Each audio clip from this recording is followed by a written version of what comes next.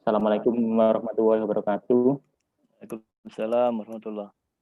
Om Swastiastu, Namo Buddhaya, salam kebajikan, salam sejahtera untuk kita semua. Menjelang tahun baru ini, pada malam ini saya akan memaparkan hasil jalan-jalan saya di Masjid Al-Mubarak Brebek. Yang Masjid Al-Mubarak Brebek ini terletak di Desa Kacangan, Kecamatan Brebek, Kabupaten Nganjuk.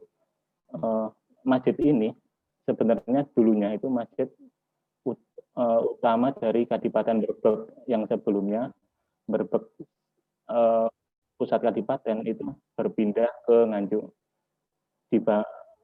Masjid ini dibangun pertama kali oleh Tumenggung Sosro Kusumo, atau orang lokal sendiri lebih mengenal dengan Kanjeng Jimat. Dibangun pada tahun 1745 tahun Jawa. Jika dikonversikan ke Masehi itu jatuh ke 1819. Masjid ini dibangun ketika Raden Tumenggung Sosrokusumo 6 tahun setelah menjabat di Brebek. Sebelumnya, Raden Sosrokusumo ini pernah menjadi adipati di Grobogan. Kemudian pada tahun 1813, dia dipindah ke Brebek. Raden Sosrokusumo ini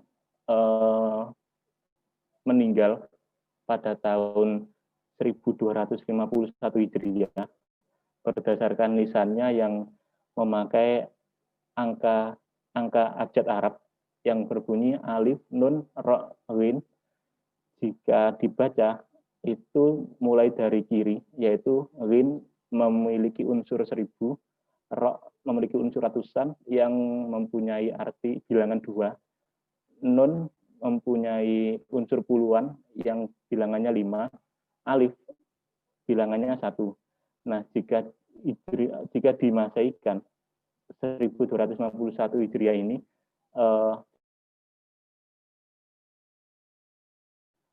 masjid ini lebarnya masjid utama. Nanti karena masjid ini melakukan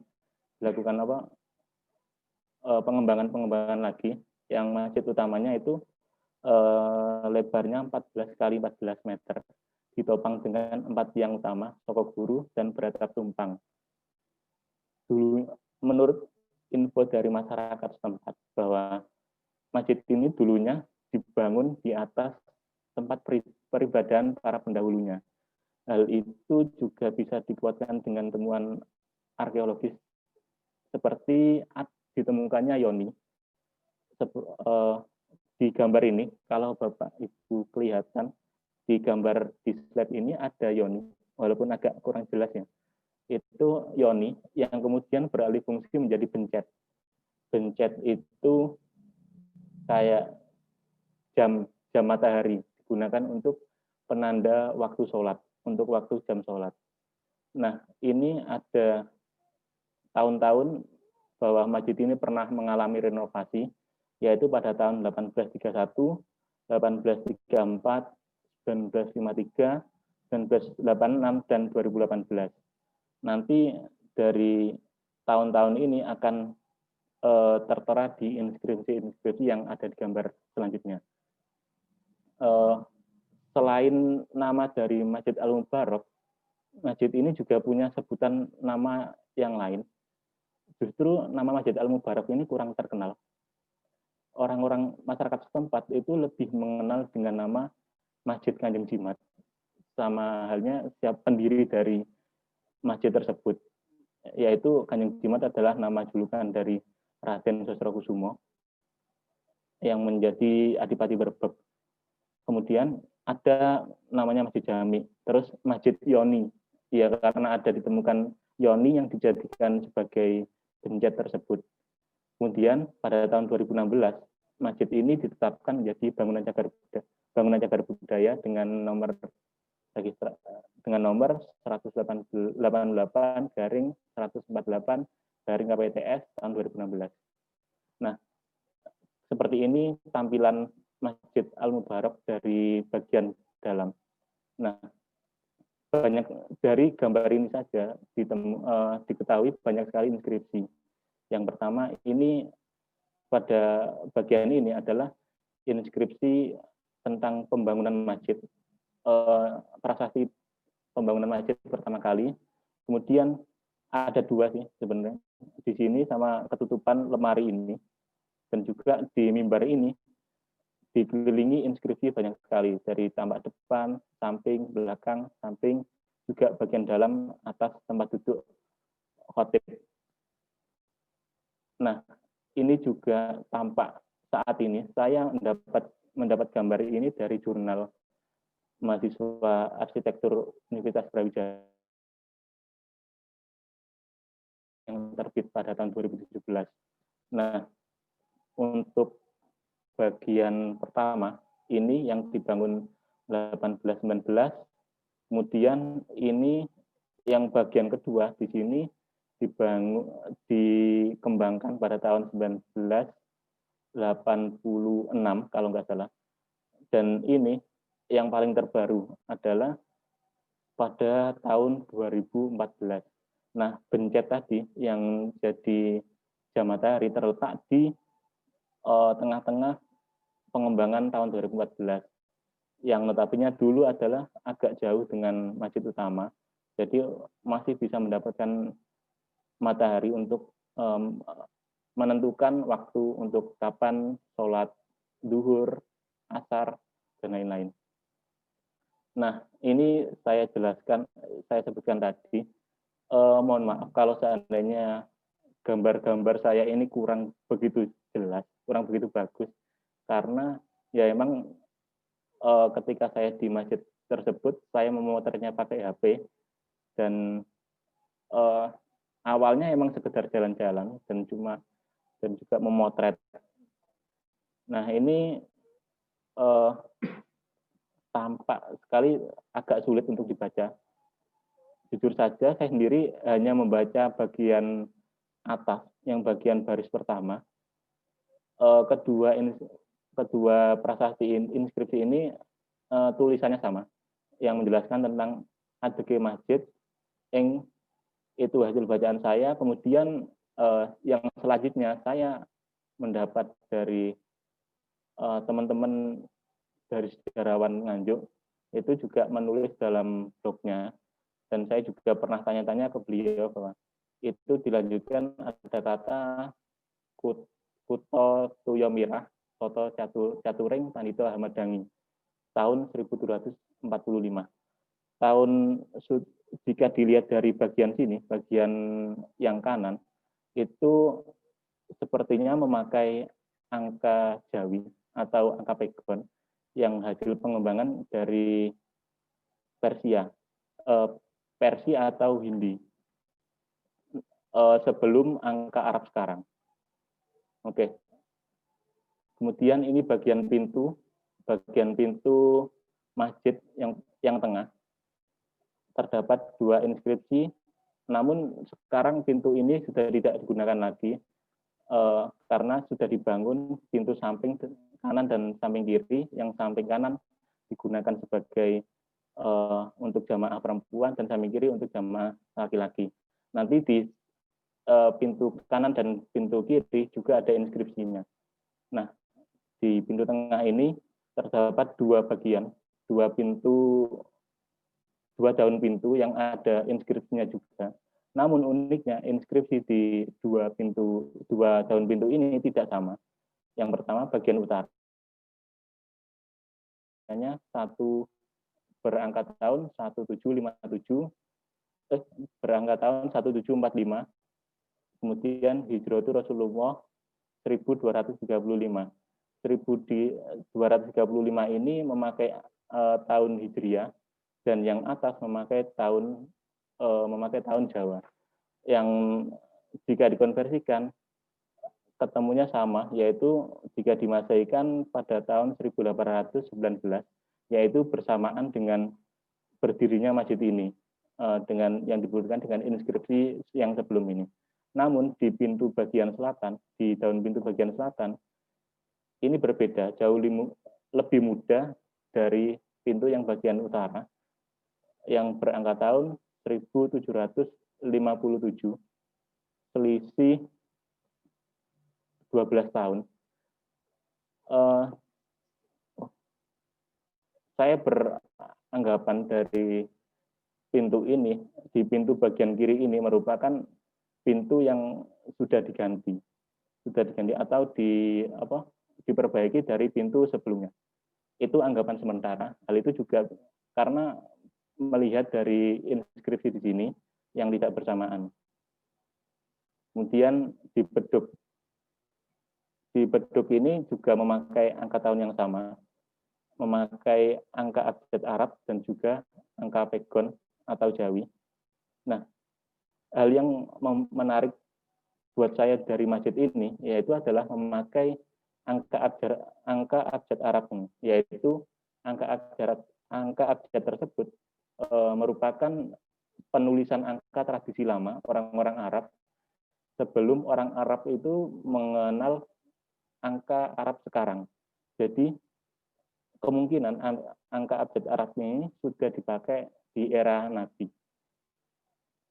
Namun ketika saya pernah diskusi dengan teman-teman dari Cisah Aceh, itu juga bisa jadi juga angka ini lebih tua. Namun hal itu saya belum bisa membuktikan itu. Namun pada untuk angka ini pada sebelum ketemunya angka Arab yang sekarang dipakai, orang Arab memakai angka tersebut, yaitu abjad Arab yang mengandung bilangan. Dan angka ini sendiri belum mengenal angka 0. Jadi kalau seandainya ini terbaca 1750, jadi nolnya kosong, jadi 50-nya ikut pada angka nun ini, huruf nun ini. Jadi rin, dal, nun terbaca 1750. Halnya sama dengan angka pegon atau Jawi. Kemudian di penyangga beduk sendiri ada 3 sisi inskripsi. Yang pertama ini bagian di atas beduk tadi, dan ini sebelah kanan, dan ini sebelah belakang dari inskripsi ini. Yang pertama pada bagian selatan atau di atasnya beduk terbaca 1761. Hal yang sama juga terbaca dari ini, Gin, Zal, Sin, Alif, 1761. Hal yang sama, jadi tahun yang sama ditulis 2 kali. Namun di penyangga beduk ini juga berbeda dengan angka tahun yang ada di sini. Berbedanya yaitu selisih 1 tahun. Saya membaca ini 1762. Jadi selisih 1 tahun setelah membuat penyangga beduk ini, kemudian 1 tahun setelahnya ditambahkan dengan pahatan-pahatan yang ada di atasnya. Kemudian bagian timur atau bagian tampak kanan, yaitu terbaca punika pelacan beduk ing toya mirah sengkalan ratu pandito rasa tunggal. Ya, menyebutkan bahwa inilah pelacan beduk ing di toya mirah. Membahas tentang toya mirah ini sendiri, toya mirah sendiri itu adalah nama lain dari berbek. Info dari masyarakat sekitar bahwa ada 2 versi yang menyebutkan kenapa berbek ini juga disebut toya mirah. Versi yang pertama adalah toya mirah ini juga dikenal karena di Berbek sendiri airnya murah. Dan versi yang kedua adalah di selatan masjid ini ada sumber air yang airnya biasanya diambil oleh masyarakat sekitar. Maka dari itu Berbek juga dikenal dengan Toyo Mira, yang kalau bahasa Indonesia adalah air yang murah, dengan sengkalan Ratu Pandito Rasa Tunggal yang berangka tahun 1761.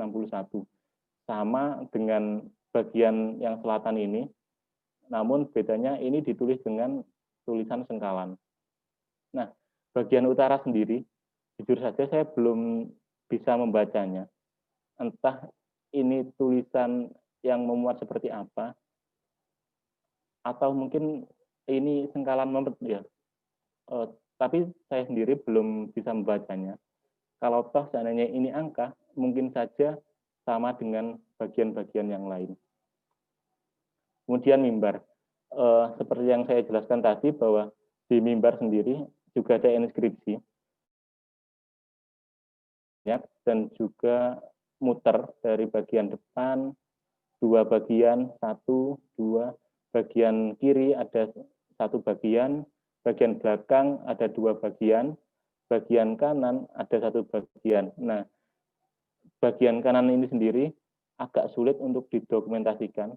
Saya hanya mendapat dokumentasi yang gambarnya sulit untuk dibaca, tapi saya juga sudah membaca, nanti akan dijelaskan.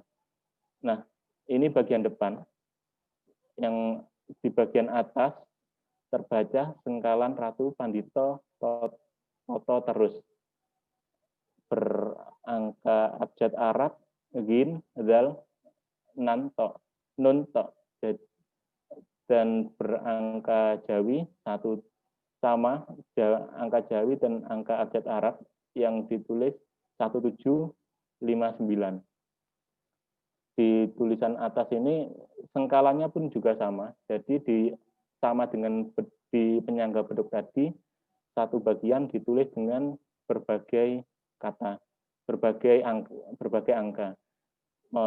Angka dengan kata sengkalan dan juga angka abjad Arab dan juga angka pegon. Yang kemudian bagian bawah ini sendiri tertulis mimbar. Kemudian baris kedua, masjid ing negara Toyo Mira. Jadi di inskripsi-inskripsi di masjid ini, kata Toyo Mira ini berulang kali disebut.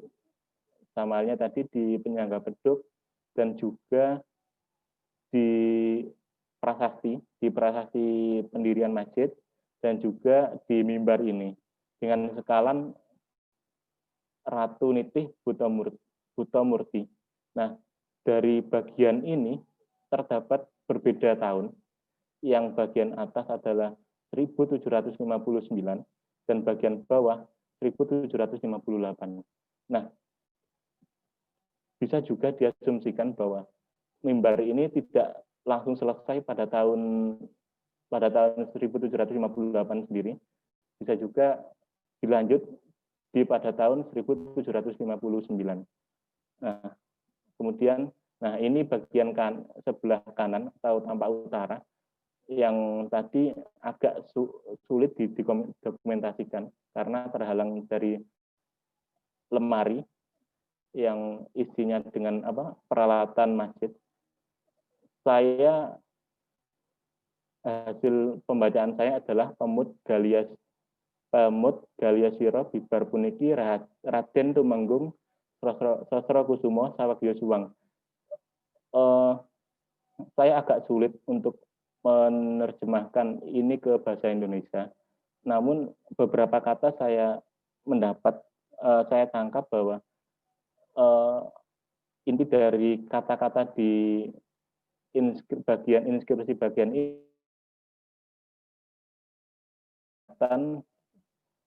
setelah Raden Tumenggung Sosrokusumo. Jadi bisa ditangkap juga bahwa ini peninggalan Sosrokusumo untuk masa setelahnya. Yang kemudian ini bagian belakang. Terdapat dua bagian. Yang pertama sengkalan Ratu Pandito Toto terus dan juga angka tahun yang sama dengan depan gin, nun, lam, gin, nun, lam, to, yang jika di angkakan 1700, rin, zal, nun, to, jika diangkakan yaitu 1759.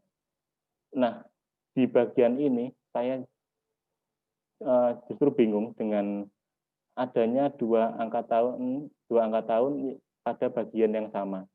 Gin, zal, nun, ja. Saya membaca ini 1757 yang memakai angka abjad Arab, dan di pegon ini terbaca 1758, di angka Jawa ini terbaca 1758. Jadi dalam bagian belakang ini sendiri diketahui 3 angka tahun. Nah, pemecah kenapa kok sampai ada 3?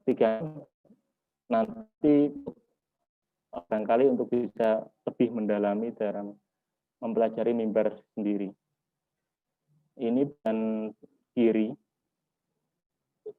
juga sama dengan inskripsi tahun-tahun yang sebelumnya, yaitu Sengkatu Pandito Toto Gapuro, yang jika di angkanya juga sengkalan dan 759,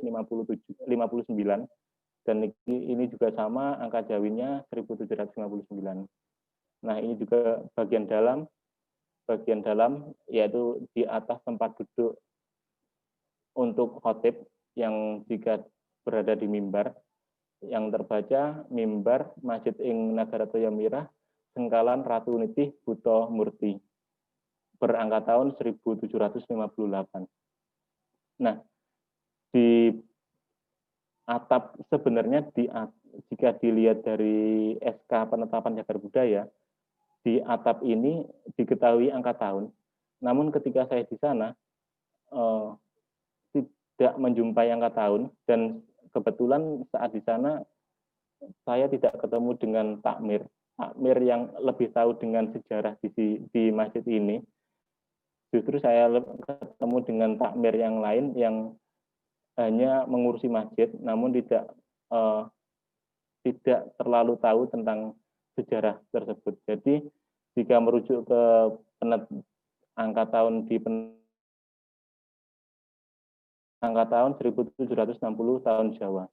Nah, sebelumnya atap masjid ini sendiri terbuat dari ijuk yang kemudian diganti dengan sirap yang terbuat dari kayu jati, namun sekarang diganti dengan genteng. Nah, ini yang saya sebut tadi, bahwa angka inskripsi pada pintu samping kanan dan samping kiri.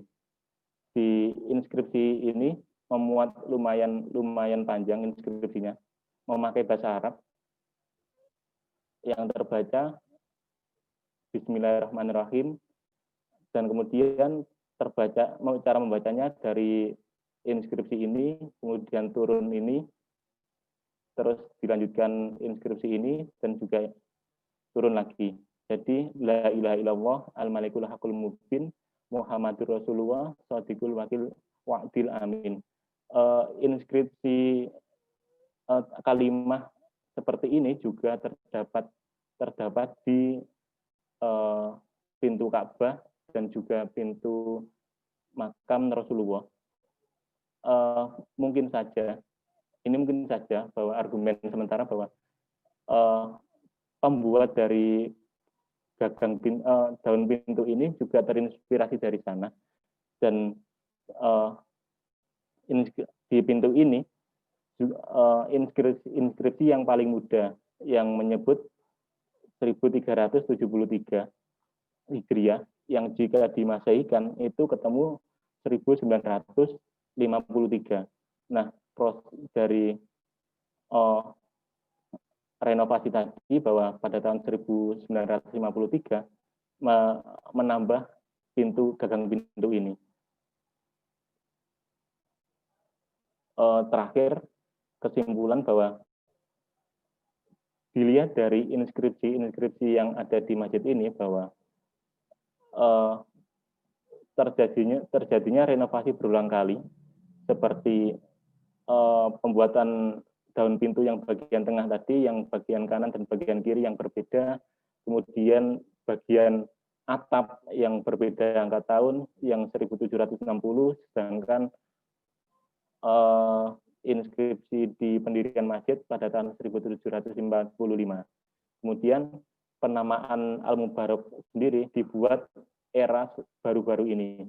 Jika dilihat tadi bahwa jika dilihat ini pada tahun 1953 masjid ini masih dinamakan Masjid Berbek. Mana ya kursornya? Di ini Umarul Hadal Masjid Berbek belum memakai nama masjid Al-Mubarak. Jadi penamaan Al-Mubarak ini dibuat baru-baru ini. Yang kemudian pembangunan masjid. Nah, dari sekian inskripsi tersebut bahwa setiap benda, setiap renovasi, setiap pembuatan suatu benda dikasih inskripsi, dan hal itu sangat memudahkan untuk sejarawan atau epigraf untuk mengkaji step by step dari pendirian masjid tersebut. Kemudian tradisi tulisan lama oleh orang-orang Arab dipakai kembali, yaitu dengan angka abjad Arab. Sependek yang saya tahu, angka abjad Arab ini di Jawa Timur baru ada di Masjid Berbek ini, dan juga salah satu nisan di Troloyo. Nah, salah satu nisan Troloyo tersebut, saya mendapat info dari hasil kajian dari Damais, itu ada angka abjad Arab yang terbuat di nisan kode 10. Nanti bisa dicari lagi untuk nisan kode 10 itu yang mana. Nah, itu memakai angka abjad Arab, berbeda dengan nisan-nisan yang lain yang cenderung lebih memakai angka Jawa kuno. Kemudian yang terakhir adalah penulisan tidak hanya memakai satu aksara. Jadi dilihat dari tersebut ada beberapa aksara atau tulisan, model-model tulisan, yaitu model pegon, model tulisan Arab, model tulisan Jawa juga tercampur dalam satu. Sekian dari saya. Terima kasih.